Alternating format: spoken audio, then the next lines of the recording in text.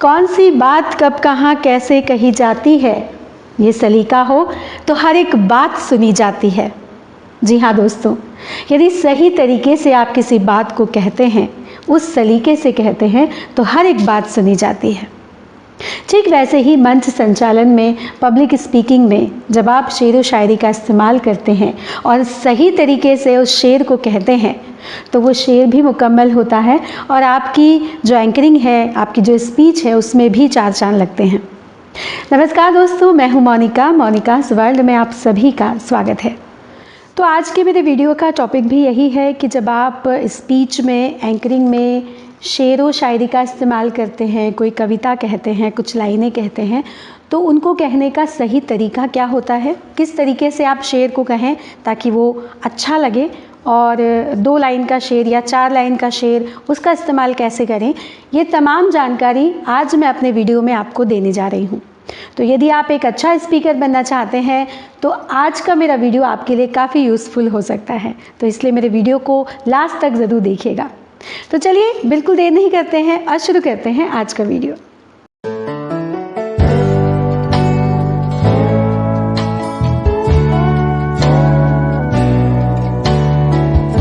देखिए, कुछ बातें मैं क्लियर कर देना चाहती हूँ। सबसे पहले हम बात करते हैं स्पीच की।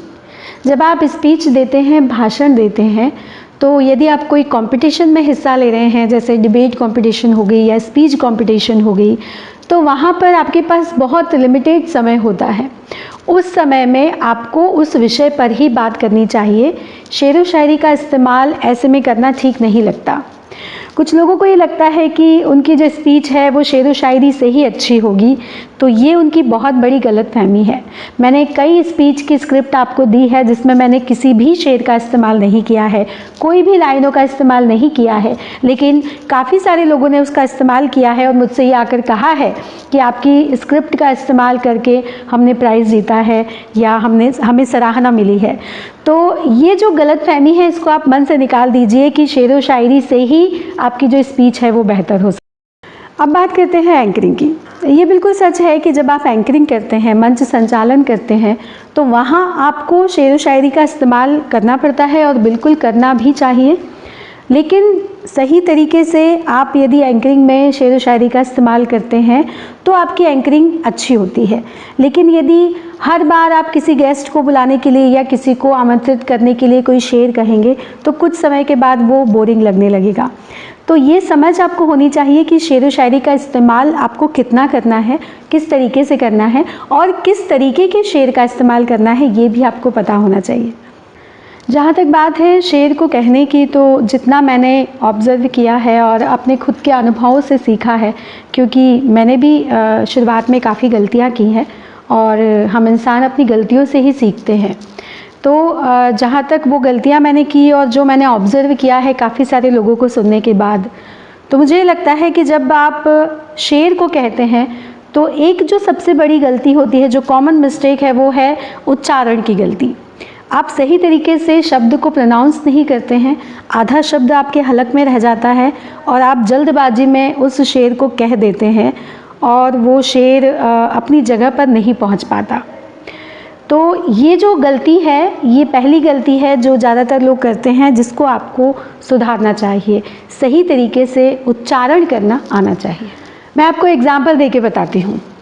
फैज़ अहमद साहब की एक बहुत खूबसूरत गज़ल है, उसके कुछ शेर हैं कि गुलों में रंग भरे बाद नौबहार चले, चले भी आओ कि गुलशन का कारोबार चले। अब यहाँ पर यदि आप गलत तरीके से उच्चारण करते हैं तो ये जो शेर है वो ख़राब हो जाता है। गुलों में रंग भरे बाद नौबहार चले, जो बाद नौबहार है वो एक साथ कहने वाला शब्द है और बाद नौबहार का मतलब होता है जो बसंत ऋतु में जो सुगंधित खुशबू आती है, उसको बाद नौबहार कहते हैं। तो आपको उस शेर के मायने भी पता होने चाहिए और उसको कहने का सही तरीका भी पता होना चाहिए। यहाँ पे शायद कह रहा है कि गुलों में रंग भरे बाद नौबहार चले, चले भी आओ कि गुलशन का कारोबार चले। मतलब जो गुलों में रंग हैं, फूलों में रंग हैं, वो भी चढ़े, और जो सुगंधित बसंत ऋतु में खुशबू चलती है, जो हवा चलती है, वो भी बहे। तो आप आ जाइए, क्योंकि आपके आने से ये सब होगा और जो गुलशन का, जो बगीचे का कारोबार है, जो बिज़नेस है, वो आगे बढ़े। तो बड़ा खूबसूरत सा शेर है, लेकिन यदि आपको इसका मतलब पता होगा और इसके जो शब्द हैं वो सही तरीके से आपको उच्चारण करना आएगा, तो आप इसको सही तरीके से कह पाएंगे। जब भी आप किसी शेर का इस्तेमाल करते हैं या किसी कविता को कहते हैं, तो हमेशा आपको उस शायर का या उस कवि की भावनाओं को समझने की कोशिश करनी चाहिए कि उस शेर के ज़रिए या उस कविता के ज़रिए वो कवि क्या कहना चाहता है, उसकी भावनाएं क्या हैं, उसका मकसद क्या है इसको लिखने के पीछे। अब आप कहेंगे कि भाई हमें तो रुचि नहीं है, बहुत कम लोग होते हैं जिनको कविताओं में और शेर व शायरी में रुचि होती है। लेकिन दोस्तों यकीन मानिए, यदि आप एंकर बनना चाहते हैं, एंकरिंग में यदि आप अपना करियर बनाना चाहते हैं, तो इस फील्ड में उतरना बहुत ज़्यादा ज़रूरी है। आपको शेर व शायरी की सही समझ होना बहुत ज़रूरी है। उसके लिए आपको अच्छे शायरों को पढ़ना चाहिए और उर्दू को भी आपको समझना चाहिए, हिंदी के भी अच्छे अच्छे शब्द आपको मिलेंगे और आपकी जो एंकरिंग होगी वो और भी ज़्यादा खूबसूरत होगी। चलिए अब मैं आपको बताती हूँ कि शेर को कहने का सही तरीका क्या होता है। एक शेर है कि वक्त को जिसने नहीं समझा उसे मिटना पड़ा है, बच गया तलवार से तो फूल से कटना पड़ा है। क्यों न कितनी ही कठिन हो, क्यों न कितनी ही बड़ी हो, हर नदी की राह से चट्टान को हटना पड़ा है। अब आप गौर कीजिएगा कि इस शेर को मैंने जिस तरीके से कहा है, खास करके इसकी जो लास्ट लाइन है उसको जिस तरीके से ख़त्म किया है, इसके बाद आपकी जो ऑडियंस है वो 100% ताली बजाएगी। यदि इस तरीके से, इस अंदाज में आप शेर को कहते हैं तो 100% आपकी जो ऑडियंस है वो ये सुनने के बाद ज़रूर ताली बजाएगी। लेकिन जो गलती होती है वो क्या होती है, वो मैं एग्जाम्पल के साथ आपको बताती हूँ। इसी शेर के साथ, वक्त को जिसने नहीं समझा उसे मिटना पड़ा है, वक्त को जिसने नहीं समझा उसे मिटना पड़ा है, बच गया तलवार से तो फूल से कटना पड़ा है। क्यों न कितनी ही कठिन हो, क्यों न कितनी ही बड़ी हो, हर नदी की राह से चट्टान को हटना पड़ा है, हर नदी की राह से चट्टान को हटना पड़ा है। यदि इस तरीके से मैं इस शेर को कहूँगी तो शायद ताली नहीं बजेगी। तो कहने का मतलब है कि सही तरीके से शेर को कहना सीखिए, किस अंदाज में कहना है वो सीखिए। ज़रूरी नहीं है कि हर शेर कविताओं की तरह आप रिपीट करके बोलें। 2 लाइन शुरुआत की ज़्यादातर लोग रिपीट करते हैं और बोलते हैं, मैंने ये कई बार देखा है। आपको शेर को कभी भी रिपीट करने की ज़रूरत नहीं पड़ती है। शेर को जिस स्टाइल में बोला जाता है उसी तरीके से ही शेर अच्छा लगता है। यदि आप उसको कविता की तरह बोलेंगे तो वो अच्छा नहीं लगेगा। अब आप ये कहेंगे कि भाई अब हम ये सब कहाँ से सीखें, तो YouTube पर ही आपको बहुत सारे मुशायरों के वीडियो मिलेंगे, बहुत सारे कवियों के वीडियो मिलेंगे। कवि सम्मेलन को आप सुनिए, कवि किस तरह से कविताओं को कहते हैं, अपनी कविता को सुनाते हैं, किस तरह से जो शायर है वो गज़ल सुनाते हैं, शेर कहते हैं।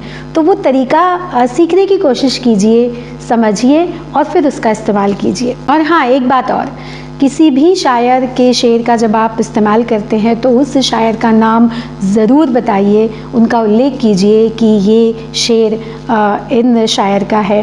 कभी भी किसी के शेर को, किसी की कविता को अपना बताकर मत पेश कीजिएगा। यदि आपको शायर का नाम नहीं पता है तो आप ये कह सकते हैं कि किसी शायर ने ये कहा है, मुझे नाम याद नहीं है, लेकिन प्लीज़ उसको अपना शेर बनाकर मत पेश कीजिए। दूसरी बात आती है 2 लाइन और 4 लाइन के शेर की। 2 लाइन के जो शेर होते हैं वो अलग अंदाज में बोले जाते हैं। जैसे अभी मैंने एक आपको एग्जाम्पल दिया और एग्जाम्पल देती हूँ। एक शेर है कि करीब आओ तो शायद हमें समझ भी लोगे, ये फासले तो गलत फहमियाँ बढ़ाते हैं। एक और शेर है कि उनके आने से चेहरे पे आ जाती है रौनक, वो समझते हैं कि बीमार का हाल अच्छा है। तो ये जो 2 लाइनों की शेर हैं, इनको भी यदि आप कविता की तरह बोलेंगे कि करीब आओ तो हमें शायद समझ भी लोगे, करीब आओ तो हमें शायद समझ भी लोगे, ये फासले तो गलत फहमियाँ बढ़ाते हैं, ये फासले तो गलत फहमियाँ बढ़ाते हैं, तो पूरा ख़त्म हो गया ये शेर। इस तरीके से इसको नहीं कहा जाता। वैसे ही दूसरा शेर है कि उनके आने से चेहरे पे आ जाती है रौनक, उनके आने से चेहरे पे आ जाती है रौनक, वो समझते हैं कि बीमार का हाल अच्छा है। इस तरीके से इस शेर को बिल्कुल ना कहें, आप उस तरीके को सीखें, उस स्टाइल को सीखें और उसके बाद ही 2 लाइन के इस तरह के शेर को आप मंच पर से कहें। अब बारी आती है 4 लाइनों के शेर की। मैंने पहले भी आपको एक एग्जाम्पल दिया, मैं एक बार फिर एक और एग्जाम्पल देती हूँ। एक शेर है कि पढ़ते पढ़ते थक गए लोग तहरीरें मेरी, और लिखते लिखते शहर की दीवार काली हो गई, अब तो लिखना छोड़ यार, नाम की तख्ती उतार, शब्द गंदे हो गए, शोहरत भी गाली हो गई। अब आप गौर कीजिएगा कि इस शेर में मैंने कहीं भी किसी भी लाइन को रिपीट नहीं किया, मैंने सीधे सीधे इस शब्द को बोल दिया। लेकिन इस तरीके से जब आप शेर को कहेंगे कि तो वो स्वाभाविक है कि अच्छा लगेगा। यहाँ पर अगर आप रिपीट कर देंगे कि पढ़ते पढ़ते थक गए लोग तहरीरें मेरी, पढ़ते पढ़ते थक गए लोग तहरीरें मेरी, और लिखते लिखते शहर की दीवार काली हो गई, और लिखते लिखते शहर की दीवार काली हो गई, अब तो लिखना छोड़ यार, नाम की तख्ती उतार, शब्द गंदे हो गए, शोहरत भी गाली हो गई, शब्द गंदे हो गए, शोहरत भी गाली हो गई। तो ये शेर बिल्कुल ख़त्म हो जाएगा। यदि आप इस तरीके से शेर कहते हैं तो प्लीज़ ऐसा मत कीजिए। देखिए, कुछ शेर ऐसे हैं जो कि तरन्नुम में बहुत अच्छे लगते हैं, कुछ कविताएं ऐसी हैं जो कवियों ने गाई है, और यदि आप स्टेज से उनको वैसा ही सुनाते हैं तो वो और ज़्यादा अच्छा लगता है। जैसे एक शेर है जो तरन्नुम में है, वो धूप ही बेहतर थी इस छाँव घनेरी से, वो जिस्म जलाती थी ये रूह जलाए है। तो इस तरीके से तरन्नुम में ये शेर मैंने सुना था, और मैं कभी भी स्टेज पे इसका इस्तेमाल करती हूँ, मैंने कई बार किया है, तो मैं इसी तरीके से इसको सुनाती हूँ। तो जब आप इस तरीके से ही सुनाते हैं तो वो शेर और भी ज़्यादा अच्छा लगता है। अब बात करते हैं कविता की। देखिए, शेर और कविता, शायरी और कविता दोनों में बहुत फ़र्क है। कविता सुनाने का तरीका बहुत अलग होता है, शेर को कहने का अंदाज़ और तरीका अलग होता है। इसको आप मिक्स मत कीजिए। ज़्यादातर लोग जब शेर कहते हैं तो वो कविता की तरह कहते हैं। कविता अलग तरीके से कही जाती है। कविता में आप रिपीट कर सकते हैं, कविता में आप लाइनों को 2 बार कह सकते हैं, शुरुआत की लाइनों को भी आप 2 बार कह सकते हैं।